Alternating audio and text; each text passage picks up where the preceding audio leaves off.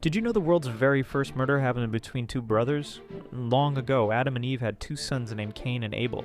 Cain was a farmer who grew crops, while Abel was a shepherd who cared for sheep. One day, both brothers decided to bring gifts to God. Abel chose his very best lamb, the most perfect one from his flock, but Cain just grabbed some ordinary crops from his field.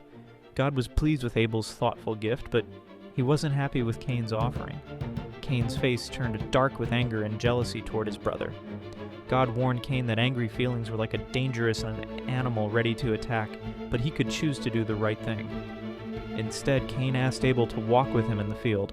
Then suddenly, in a fit of rage, Cain attacked and killed his brother. When God asked where Abel was, Cain coldly replied, "Am I my brother's keeper?"